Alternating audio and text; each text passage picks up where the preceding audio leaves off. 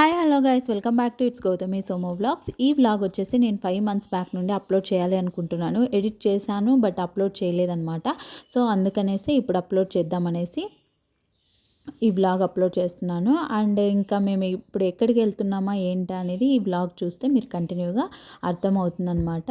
So ఇంకా అమ్మ, నేను, సోము కేదార్ని తీసుకొని ఇలా వాకింగ్ వెళ్తున్నాం అనమాట. ఎక్కడికి ఏంటి అనేది వ్లాగ్ ఇక్కడికి ఎందుకు వచ్చామనేది మీకు వ్లాగ్ చూస్తే అర్థమవుతుంది. యాక్చువల్గా మేము లాస్ట్ టైం వేక్ఫిట్ ఆఫ్లైన్ షోరూంలో ఒక ఎల్ షేప్ సోఫా ఆర్డర్ పెట్టుండే. ఆ అమౌంట్ కూడా ఫుల్ అమౌంట్ అంతా పేమెంట్ చేసేసి ఇంటికి వచ్చిన తర్వాత సోమో డెసిషన్ చేంజ్ చేసుకున్నాడు. అది 5 ఇయర్స్ వారంటీనే అనమాట. మళ్ళీ ఎందుకు ఏమైనా ప్రాబ్లం అయినా వాళ్ళు రెస్పాన్సిబుల్ ఉండరనేసి సోము కస్టమైజ్ చేయించుకుందాము, లేట్ అయినా పర్లేదు అనేసి సోము మళ్ళీ మాకు దగ్గరలో సెర్చ్ చేశాడనమాట.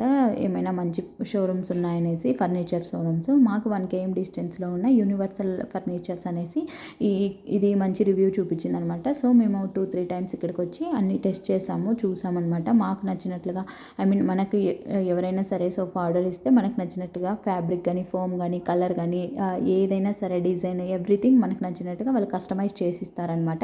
సోమకైతే ఎప్పటి నుండో రెక్లైనర్ వాడాలి, రెక్లైనర్ పెట్టుకోవాలి ఇంట్లో అనేది ఇష్టం అనమాట. సో సోఫాల కంటే రెక్లైనర్ అయితే కంఫర్ట్ ఉంటాయి అండ్ దట్టు లగ్జరియస్గా ఉంటాయి అనేసి సోముకు నచ్చుతాయి అనమాట.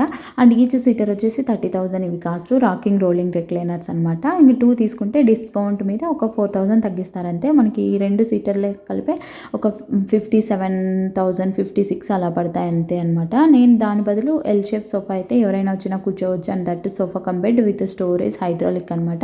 సో బాగుంటుందని నా డెసిషన్ అనమాట. ఫైనల్గా సోము అయితే నా డెసిషన్కే ఓకే చెప్పాడు.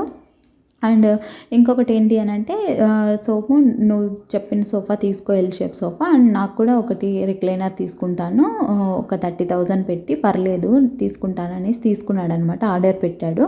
మళ్ళీ ఇంటికి వచ్చిన తర్వాత మళ్ళీ మేము మెజర్మెంట్స్ అన్నీ చెక్ చేసి చూస్తే మాకు కంజెస్టెడ్ అయిపోతుంది హాల్ అంతా. సో కేదార్ తిరగడానికి ఉండదన్నమాట. అందుకనేసి మళ్ళీ రిక్లైనర్ క్యాన్సిల్ చేసి నెక్స్ట్ టైం ఎప్పుడైనా తీసుకుందాం అనేసి మళ్ళీ మేము ఎల్ షేప్ సోఫా ఒకటే ఆర్డర్ పెట్టాము. మాకు ఇది మొత్తం కాస్ట్ వచ్చేసి 70,000 పడింది అనమాట.